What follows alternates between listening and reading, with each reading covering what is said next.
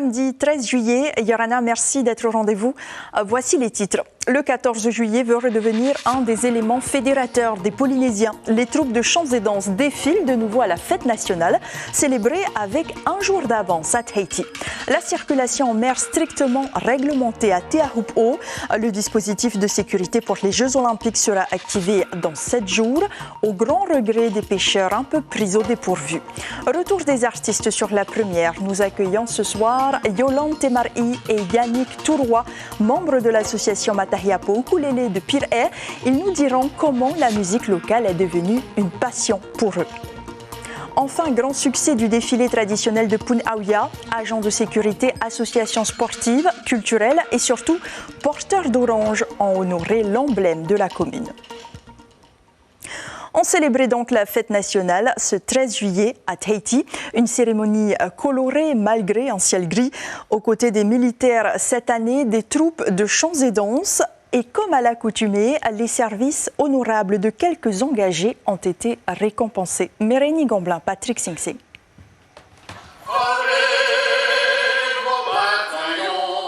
Une fête nationale à la saveur toute particulière pour Daniel Van A. Après 30 ans au service de son pays, le capitaine de gendarmerie est fait chevalier de l'ordre du mérite. Grand moment d'émotion pour lui et ses proches. Un sentiment de joie, bien sûr, de fierté et de reconnaissance. J'ai une pensée pour ma famille, pour mes camarades, tout ça, avec qui j'œuvre depuis plus de 30 ans. C'est pas un métier facile, hein, la gendarmerie. C'est toute la fierté de la famille, et bien sûr, en tant qu'épouse. Et en plus, c'est surtout que nous fêtons nos 34 ans de mariage, spécialement aujourd'hui. La Polynésie reprend sa place au cœur de la célébration nationale pour la première fois depuis les années 90. C'est d'ailleurs l'une des raisons pour lesquelles le 14 juillet a été avancé au samedi 13 cette année. Nous voulions organiser un spectacle festif.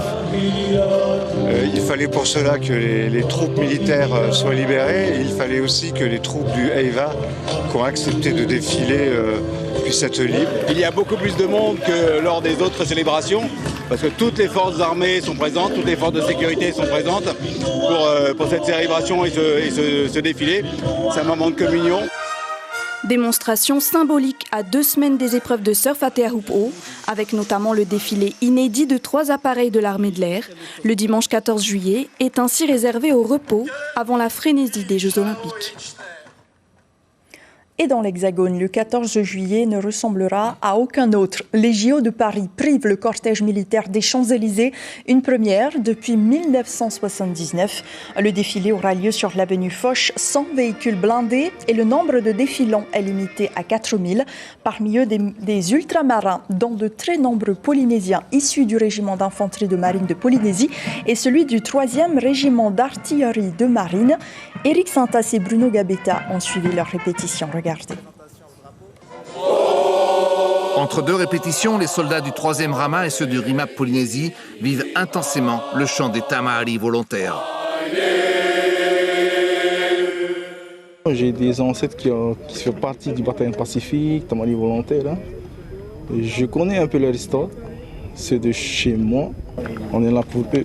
C'est une année particulière, car c'est les 80 ans de la libération de la France. Et c'est une mémoire qu'il faut qu'on le représente tous les ans et il ne faut pas les oublier.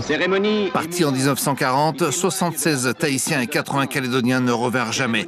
Tout un symbole pour le RIMAP Polynésie d'être présent. La compagnie qui a été désignée par le chef de corps est très fière de défiler pour ce 14 juillet, notamment parce qu'on va représenter les anciens, mais aussi toute la partie polynésienne qui s'est engagée dans les armées. Cet engagement dans l'institution se fait là-bas et ici dans l'Hexagone. Le caporal Raiti fait partie de la 3e batterie. Un jour, il a fait le choix, comme ses anciens. C'est venu comme ça, comme un coup de tête. J'étais à mon travail, je regardais les vidéos, et même des reportages sur l'armée de terre en France. Il fait partie du 3e Rama basé à Canjuers. 40% de l'effectif vient du Pacifique, des Antilles-Guyane ou de la Réunion. Un plus pour un régiment des troupes de marine. c'est la richesse culturelle qui nous apporte. C'est-à-dire qu'en tant que régiment de troupes de marine, on s'appuie en termes de culture, en termes d'habitude, en termes de tradition, beaucoup sur ce que peuvent nous apporter les ultramarins. Que ce soit à Satory ou sur l'avenue Foch, ils seront l'un derrière l'autre. Le RIMAP Polynésie devant, avec le colonel Virbinski, et le 3e Rama juste derrière, avec le colonel Delatouche. La sergent Sandrine en fait partie, elle ouvre grand les yeux. Mes enfants, et je leur ai dit de regarder la télé le 14 juillet. Ils sont fiers de leur maman, tu crois? Ah oui, oui, très très fiers. Ce petit geste du général Chasseboeuf est symbolique. Ces marsouins, ces bigorres, ces troupes de marine sont au rendez-vous. Cette année, le 14 juillet célébrera, en plus de l'événement sportif, l'anniversaire du 80e, le 80e anniversaire de la libération de la France. Retour au pays, à Teahupo'o, les conditions de déplacement vont être renforcées sur terre comme en mer. Des règles peu appréciées par les habitants, notamment par les pêcheurs d'un certain âge. Totalement déconnectés des réseaux sociaux, ils estiment avoir été peu informés. R'ayhey Nadjarian et Marcel Bonneau les ont rencontrés. Dans exactement une semaine, ces bateaux n'auront plus le droit d'accoster ici, à la pointe Farimahura. Les restrictions sont claires, la baignade restera autorisée le long du littoral, mais la circulation, la navigation ainsi que toutes les activités maritimes seront interdites dans le lagon de la commune. La zone, ça va se passer de la passe de Puotoe, du côté de Whenua-Here juste après la marina de Teahupo'o, ça veut dire la passe de Teawainoa, tout ça, ça va être réglementé. Seule exception, les habitants du Whenua-Aichere, les excursionnistes et navires de pêche professionnels affiliés à la coopérative de Teahupo'o. Ils seront autorisés à circuler dans 2 couloirs distincts, mis en place spécialement pour l'événement. Alors on aura un fanion, c'est comme un drapeau avec des, je ne sais plus quelle couleur. Et avec ces fanions-là, on pourra circuler, aller jusqu'au spot du surf. Et il y a d'autres fanions où ils auront l'autorisation juste de circuler sur l'eau, mais ils n'auront pas accès au spot. Les sanctions, on espère qu'il n'y en aura pas. Alors il y aura un dispositif assez important de sécurité, de force d'ordre sur le plan d'eau pour faire appliquer ce dispositif et faire éviter effectivement que des navires viennent perturber ou mettre en difficulté la sécurité de l'événement. Dans la commune de Veirao, ces restrictions ne font pas l'unanimité, étant donné que certains pêcheurs n'ont pas pu faire leur démarche pour obtenir un laissez-passer. C'est pas tout le monde qui a Facebook, parce que la plupart des informations, c'est sur Facebook. Alors, tu as des pêcheurs qui sont toujours dans les anciens temps, qui n'ont pas Facebook du tout. Ça passe à la télé, mais des fois, ça ne capte pas à la télé. Et après, les Polynésiens, comme on dit, c'est toujours à la dernière minute qu'on va se lever pour aller voir la commune, quoi. Les entrées et sorties dans la passe de Have-Hay seront réservées aux pêcheurs accrédités et aux membres du comité olympique.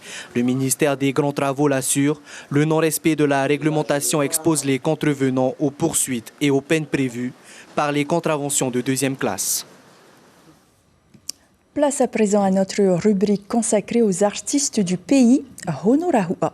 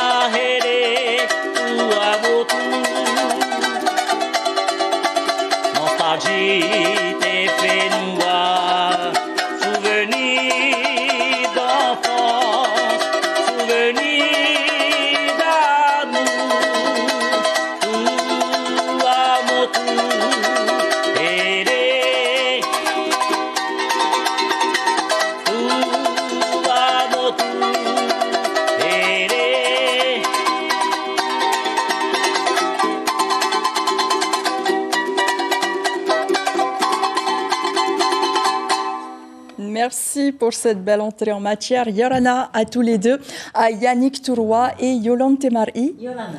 Merci d'être sur Polynésie la Première. Je le disais, vous êtes membre de l'association Ukulélé Matahiapo Ukulélé de Pirée. Ma première question s'adresse à vous. D'abord, Yolande, vous êtes l'une des membres fondatrices de cette association. Comment vous est venue l'idée de la créer? Alors, la création a été apportée par un petit groupe de dames sportives en activité sportive, aquagym, fitness, aussi tai chi et zumba dance. C'est ce petit groupe de dames qui ont eu cette idée de créer notre association Matahiapo Pirée. Mais ces dames-là résident d'autres communes, pas uniquement dans la commune de Pirée. Et elles avaient réellement envie d'apprendre à jouer d'un instrument. Tout à fait juste. Réellement envie d'apprendre à jouer et de sortir de la solitude qu'elles éprouvent un peu pendant leur temps de retraite. Et vous, Yannick, vous êtes aussi membre de cette association. Pourtant, vous êtes un joueur, pas professionnel, mais en tout cas qui jouait assez bien d'un instrument local. Pourquoi avoir intégré cette association?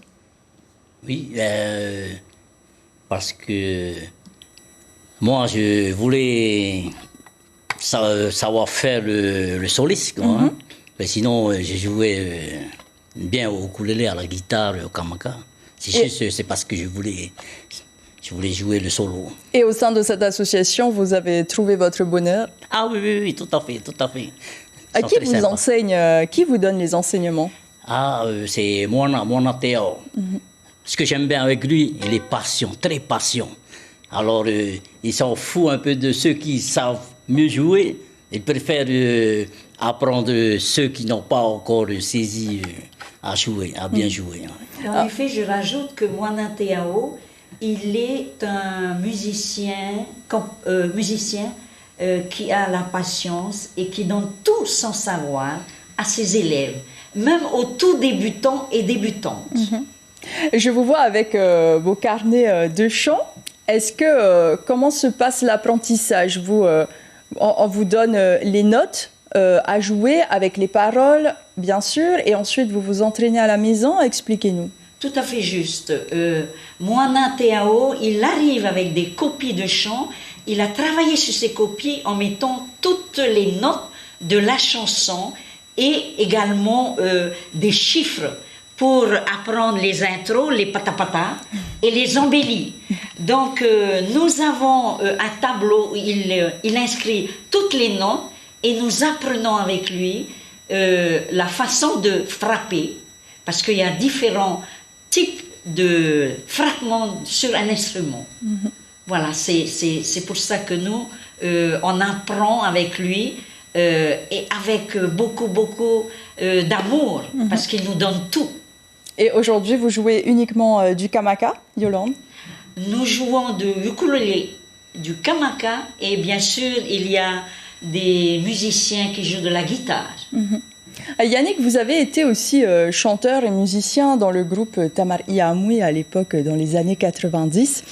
Aujourd'hui, comment est-ce que vous trouvez l'évolution de la musique polynésienne, par exemple avec ces groupes locaux qui utilisent le vocalise pour chanter?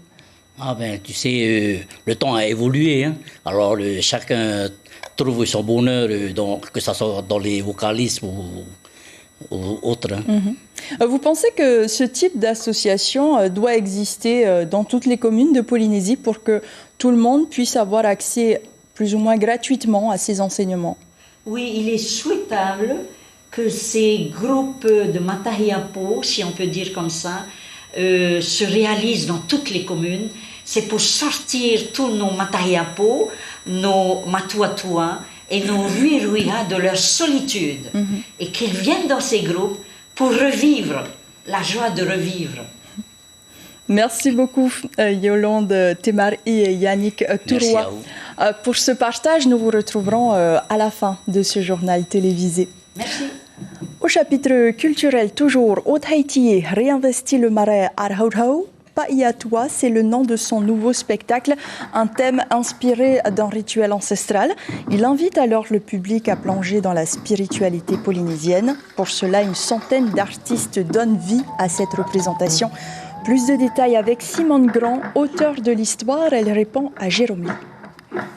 Et les réunions avaient lieu surtout à la saison de l'abondance, où l'on invitait les haris du même rang pour s'en faire des alliés, renforcer les alliances, afin de combattre éventuellement, de se soutenir mutuellement. C'était surtout une occasion de retrouvailles, de réciter sa généalogie, de réciter son histoire, de se rappeler son histoire, les périodes que l'on avait vécues difficiles et les périodes heureuses. Et c'était pour renforcer les alliances. Les spectacles se tiennent tous les week-ends jusqu'au 28 juillet. La météo capricieuse n'a pas empêché les forces vives de la commune de Punaauia à défiler. Ce moment est surtout l'occasion de célébrer le fruit emblématique qui est l'orange de Tamanu, devenu l'emblème de la ville. Les Aito ont fièrement présenté leur récolte à Dodom et en Pareo. Hayar Itahiata et Jérôme. Déjà en tenue traditionnelle, Jonas décore soigneusement ses glanes. Cette année, il a descendu 80 kilos d'oranges et il faut que ce soit impeccable. Il faut que ça soit bien joli aussi, il faut que ça soit présentable devant le monde. Vu qu'on va défiler devant la population de Punaauia et on nous demande de mettre un peu de verdure dessus, de bien le décorer. Une fois le cortège lancé, c'est une vague couleur orange qui s'étend devant la foule. Les glanes fièrement exposées témoignent de l'ardeur des cueilleurs. Cette année encore, la tradition a été respectée et honorée. Depuis toute petite, je monte là-haut. Voilà. Bon, je ne peux pas battre le record de mon papa parce que c'est plus lourd. Mais au moins, j'ai ramené 8 totos. Voilà. C'est combien de kilos, 8 totos? On peut compter en gros 70 kilos. Chaque année, je participe en règle générale, mais je m'occupe plus de la préparation du mât, pour préparer les affaires pour qu'ils puissent aller cueillir. Mais cette année, je suis allée cueillir avec mon fils et mon mari et on est rentrés tous les trois ensemble. C'est comment quand on défile pour ceux qui ne connaissent pas? C'est une fierté. C'est la fierté de dire que c'est moi qui l'ai fait, c'est l'orange de ma commune. Une fois le défilé terminé, place à la préparation des concours. Décoration, poids, taille, il y a toutes les catégories, même les plus bizarres. La trou est bizarre parce qu'elle a une forme qui fait à l'extérieur et voilà, ça fait une petite bosse. J'ai cru qu'on avait mangé c'est les oiseaux, j'ai raw et voilà. Ce défilé traditionnel présente les fruits de la première récolte de l'année. Il ouvre surtout la cueillette des oranges au grand public. Là, à partir d'aujourd'hui, du jour d'aujourd'hui, on a 3 semaines pour les porteurs de l'association. Et après, le 26 du mois de juillet, ça ouvre pour les visiteurs. Jusqu'en fin d'août. Dans le 1er septembre, ça finit. Dès demain, les glanes d'orange de la Punaauia seront en vente en bord de route à partir de 5 000 francs. Certaines ont déjà trouvé preneur avant même le défilé. Un mot de sport avec cette formation de tennis de table organisée par la Fédération tahitienne de la discipline, le club de Hivaoa et le centre de ressources, d'expertise et de performance sportive de Montpellier. Dans cette île des Marquises, ils sont une quarantaine d'adeptes à faire vivre ce sport. Grâce à l'accompagnement et au conseil d'un formateur métropolitain, ils aiguisent leur technique de jeu au travers de plusieurs séances d'entraînement. Jamie Wolfhard nous en dit plus au micro de Teama Kamia. J'essaye d'apporter un maximum de toutes mes connaissances, tout mon savoir. Je ne suis pas là pour très longtemps, donc j'essaye de faire ça de manière intelligente pour transmettre vraiment le plus possible et à Poé, parce que c'est lui le président qui va poursuivre la formation des jeunes congistes et des adultes et également tous les participants du club. Ils ont vraiment envie d'apprendre. Ils sont vraiment intéressés par tout ce que je dis, ils sont vraiment investis et ça fait du baume au cœur vraiment. Une bonne préparation pour le championnat de Polynésie prévu en septembre, puis les Jeux des Marquises. 3 mois plus tard. Ce carnet noir, avant de refermer ce journal, Maupiti n'a plus de doyenne. Marcel Collier-Claré est décédée à l'âge de 101 ans hier. Nos équipes l'avaient rencontrée alors qu'elle célébrait ses 100 ans d'existence. Un modèle de longévité pour ses proches, elle était très respectée sur son île.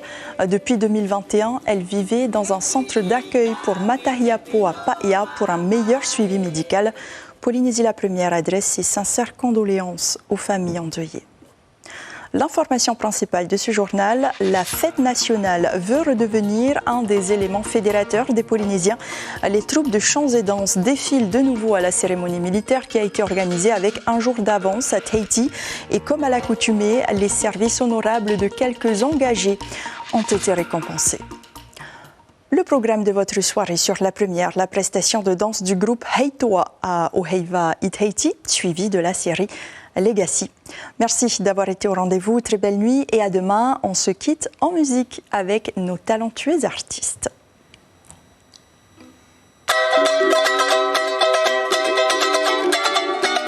Si le destin nous séparait, jamais, jamais je n'oublierai cette chanson que nous chantions, que nous dansions, que nous aimions. Si le destin nous séparait, jamais, jamais je n'oublierai cette chanson que nous chantions, que nous dansions, que nous aimions. J'adorerai les cieux, j'invoquerai les dieux sur l'autel de l'amour, priant pour ton retour. Si le destin nous séparait, jamais, jamais je n'oublierai cette chanson que nous chantions, que nous dansions, que nous aimions. Cette chanson que nous chantions, que nous aimions, que nous aimions.